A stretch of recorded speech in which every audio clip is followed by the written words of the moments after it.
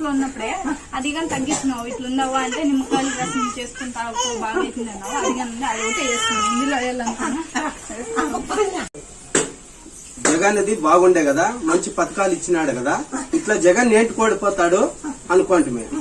అట్లాది సరే జగన్ ఓడిపోతాడని చెప్తేనే అమ్మ ఏంది ఇట్లా చెప్తుందని నేనే నమ్మలేకపోయినాను.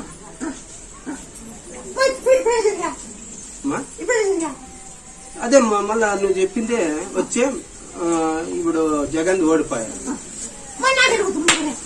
జగన్ ఓడిపోతే నాకెట్టు గుర్తుమంది కానీ నాకెట్టు గుర్తు జగన్మాత కాటమ్మా, జగన్మాత ముందే చెప్తావు.